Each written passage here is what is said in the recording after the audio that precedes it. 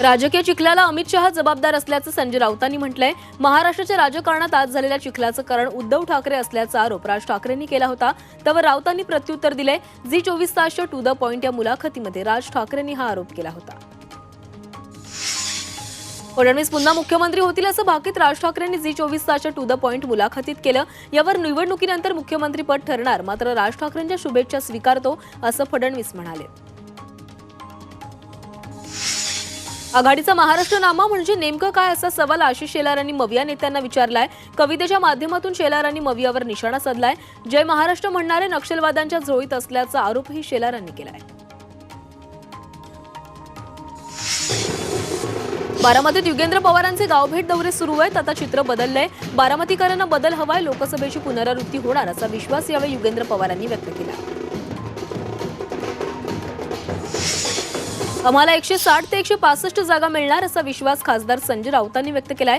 तसंच भाजपची लोक चोऱ्यामाऱ्या करून जागा जिंकतात असं कार्यकर्त्यांना सावध राहायला सांगितलंय असं देखील राऊत म्हणाले। वीर सावरकरांना भारतरत्न द्या का देत नाही असा सवाल संजय राऊतांनी केलाय। दरम्यान सावरकरांना भारतरत्न देणं हे अमित शहांच्या हातात असल्याचं राऊतांनी सांगितलंय। काँग्रेसने 21 बंडखोरांचं निलंबन केलंय। विधानसभा निवडणुकीत पक्षाच्या उमेदवाराविरोधात बंडखोरी करणाऱ्या 21 जणांवर काँग्रेसने ही कारवाई केली आहे। पक्षशिस्तीचा भंग केल्यानं या 21 जणांना 6 वर्षांसाठी पक्षातून निलंबित केलंय।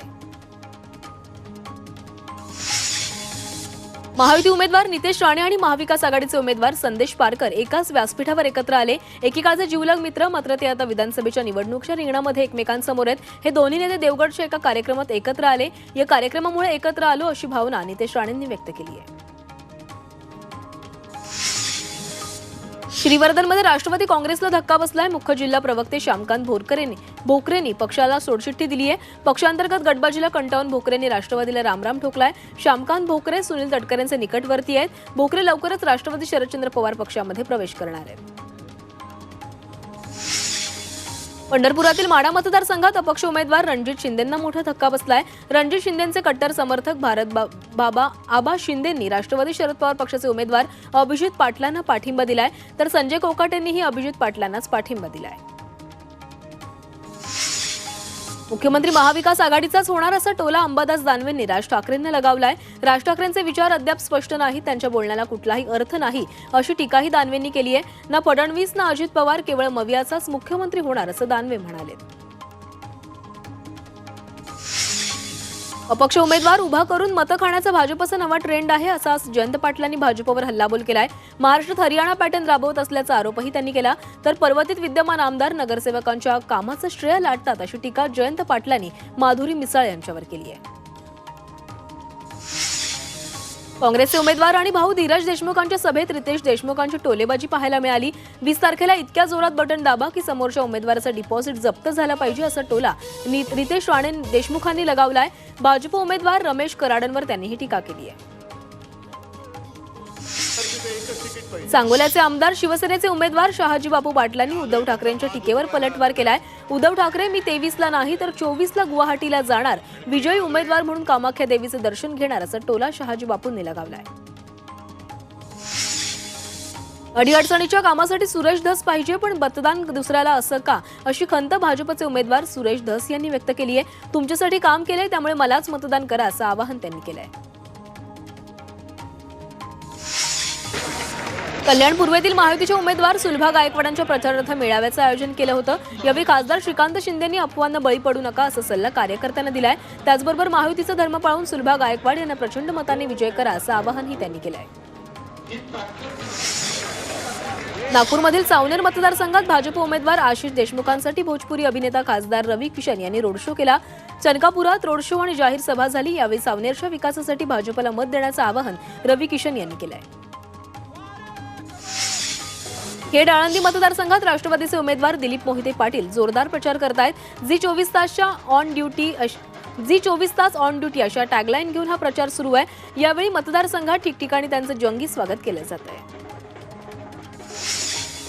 सांगलीतील तासगाव कवठे महंकाळ मतदारसंघात राष्ट्रवादी शरद पवार पक्षाचे उमेदवार रोहित पाटलांच्या प्रचाराला सुरुवात झाली आहे। प्रचारावेळी गुंडगिरी थांबवण्यासाठी जनता आपल्या पाठीशी असेल। आबांच्या प्रमाणे मला आपला आपलाही विजय होईल असा विश्वास रोहित पाटलांनी व्यक्त केला आहे. धाराशिवमधील तुळजापूर मतदारसंघाचे भाजपचे उमेदवार राणा जगजितसिंह पाटलांनी प्रचाराला सुरुवात केली आहे. तुळजाभवानी देवीला नारळ फोडून तुळजापुरात लाखो समर्थकांसह आशीर्वाद रॅली काढली. तसंच तुळजापूरमध्ये 100 कोटींचं भव्य शिवस्मारक उभं करण्याची घोषणा यावेळी राणा जगजितसिंह पाटलांनी केली आहे. सांगलीतील मिरजमध्ये एमआयएमचे उमेदवार महेश कुमार कांबळे यांच्या प्रचाराचा शुभारंभ करण्यात आलाय. ख्वाजा मीरा साहेब दर्ग्यामध्ये नारळ फोडून चादर अर्पण करत महेश कांबळेंनी प्रचाराचा शुभारंभ केलाय. या मतदारसंघात भाजप विरुद्ध शिवसेना ठाकरे पक्ष विरुद्ध एमआयएम अशी तिरंगी लढत होती. अंबरनाथमध्ये महायुतीचे उमेदवार बालाजी किणीकरांच्या प्रचारासाठी रॅली काढण्यात आली. खासदार श्रीकांत शिंदेंच्या उपस्थितीमध्ये ही भव्य रॅलीचं आयोजन केलं गेलं.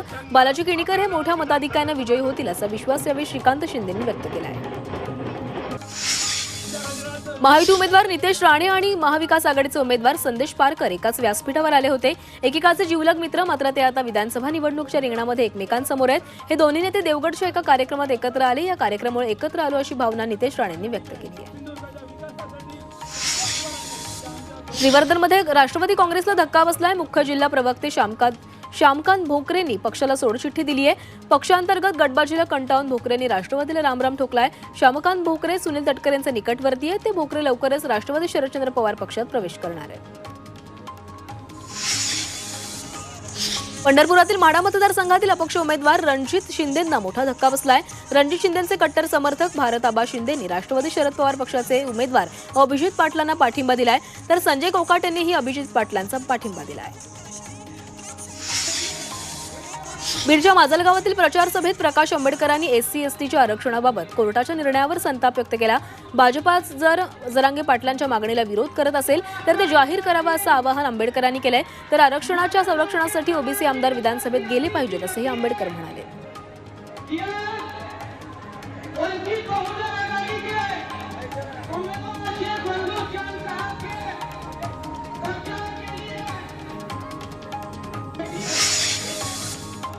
अमरावतीतील तिवसा मतदारसंघात काँग्रेसच्या उमेदवार यशोमती ठाकूर यांच्या प्रचाराचे बॅनर अज्ञातांनी फाडलेत. त्यामुळे यशोमती ठाकूर यांचे कार्यकर्ते चांगलेच आक्रमक झालेत. विरोधकांनी बॅनर फाडल्याचा आरोप यावेळी काँग्रेस कार्यकर्त्यांनी केलाय. सोलापुरातील माधवनगर पटांगणात भाजप नेत्या माधवी लता यांच्या व्याख्यानाचं आयोजन केलं होतं. यावेळी माधवी लता यांनी धनुष्यबाण मारल्याचा अभिनय केला.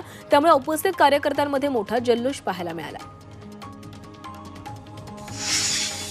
शिरूरचे आमदार अशोक पवारांच्या मुलाचं अपहरण करून 10 कोटींच्या खंडणीसाठी जीवे मारण्याचा प्रयत्न झाला. ही घटना निंदनीय असून या प्रकरणाची पारदर्शकपणे चौकशी करावी, दोषींवर कडक कारवाई व्हावी अशी मागणी राष्ट्रवादीचे तालुकाध्यक्ष रवी काळे यांनी केली आहे. पुण्यात विधानसभा निवडणुकीच्या होम वोटिंग मतदान प्रक्रियेला आजपासून सुरुवात झाली आहे. एका 92 वर्षीय वृद्धानं आज पहिला मतदानाचा हक्क बजावलाय. पुढील 3 दिवस ही होम वोटिंग प्रक्रिया सुरू राहणार आहे.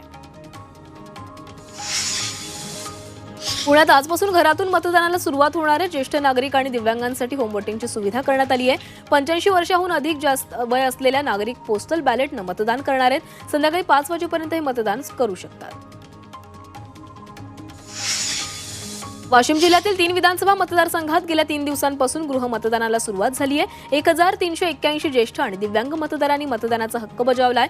निवडणूक आयोगानं प्रशासनाला अशा मतदारांसाठी गृहमतदानाची सुविधा उपलब्ध करून दिली आहे. त्यामुळे मतदानाची टक्केवारी वाढणार आहे. रायगडमध्ये तक्रारींचा निपटारा होण्यासाठी निवडणूक विभागानं ॲप्लिकेशन्स विकसित केलेत. आतापर्यंत 11 तक्रारी ॲप्लिकेशन्समध्ये नोंदवण्यात आल्या असून सर्व तक्रारींचे निवारण करण्यात आलंय. नागरिकांनी ऑनलाईन सुविधेचा लाभ घ्यावा असं आवाहन यावेळी करण्यात आलंय.